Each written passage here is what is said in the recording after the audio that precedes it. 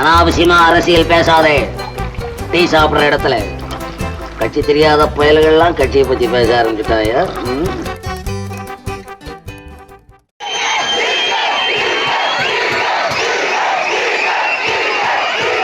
என்னவா அவனுக்கு ஒரே இடத்துல டீ விற்கணுமாம்மா? இவனோட தற்கொலைன்னு சொன்னது ரொம்ப சரியாக தான் இருக்கு. ஓ, உனக்கு என்னன்னு தெரியாது இல்ல? திட்டம் போட்டு பஸ்ஸை ரெடி பண்ணாம விட்டுட்டு முதல் தலைமுறை வாக்காளர்கள் ஓட்டு போடக்கூடாதுன்னு சதி திட்டம் தீட்டிருக்கீங்க. ஆமாம், இவனுக்கு போய் எங்களுக்கு நொட்டிட்டு தான் அடுத்த வேலையை பார்ப்பானுவான்.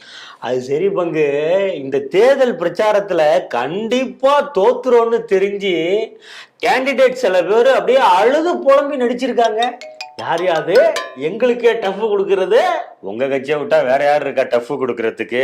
அண்ணன் டபுள் வாட்ச் டக்ளஸ் அவர்களும் நையாண்டி புகழ் துரைமுருகன் அவர்களும் கண்ணீரும் கம்பளையுமா மக்கள் முன்னாடி நின்று எப்படியாவது என்ன ஜெயிக்க வச்சிருங்கன்னு கெஞ்சிருக்காங்களேயா.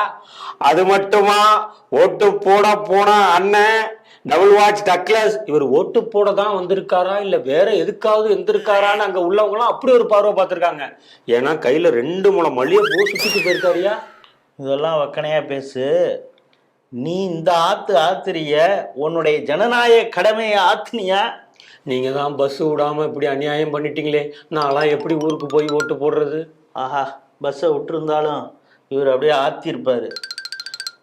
உங்க கட்சி செந்தில் பாலாஜி கூட தான் ஓட்டு போடலன்னு சொல்லிட்டு நியூஸ்லாம் வந்துச்சு.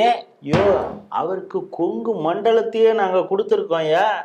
அவர் அப்படியே கண்காணிப்புல இருந்தாரு. கட்சி பணியையும் கழக பணியையும் ஆத்தினாரு. கழக பணின்னு சொன்ன உடனேதான் ஒண்ணு ஞாபகத்துக்கு வருது. முதல்வர் எப்போதும் சேகர் பாபுவை இவர் சேகர் பாபு மட்டும் அல்ல செயல் பாபு அப்படின்னாரு. நாங்க பழைய பாபுவையே பார்க்கக்கூடிய ஒரு வாய்ப்பு கிடைச்சிதியா. தாவேக்கா கேண்டிடேட் கிட்ட போய் பெரிய பஞ்சாயத்தை 7.5 இழுத்து விட்டுருக்காரு போல இருக்கு. எங்க தலைவர் தான் சொன்னார்ல, தேவையில்லாம சீண்டாதீங்க, 60-70 பார்ப்பீங்கன்னு சொல்லியிருந்தார்ல. அது என்னவோ வாஸ்தவம் தான்ப்பா. 60-70கள்ல நீங்க பண்ண சேட்டை இருக்கே, ஐஏஎஸ், சந்திரலேகா, ஆசிட், மதுசூதனன், சேகர் பாபு, இதெல்லாம் புதிய தலைமுறைகள் தெரிஞ்சுக்க வேணாமா? சரி சரி முறைக்காத, இந்த ஜில்லுன்னு மோரக்குடி. அது சரி, இந்த தடவை ஓட்டிங் பெர்சன்டேஜ் எல்லாம் அதிகமா இருக்கு. நிறைய பெண்கள் வீட்டை விட்டு வெளியில வந்து ஓட்டு போட்டதா சொல்றாங்களே. பெண்கள் ஓட்டு போடணும்ல, தலைவருடைய திட்டங்கள் அப்படி இல்லை. திரும்பவும் வந்து வாரி வழங்கணும் திட்டங்களை அப்படின்னு சொல்லி சாரையாக வந்து ஓட்டு போட்டாங்கல்ல. அதனாலதான பர்சன்டேஜ் எகிரிடுச்சு.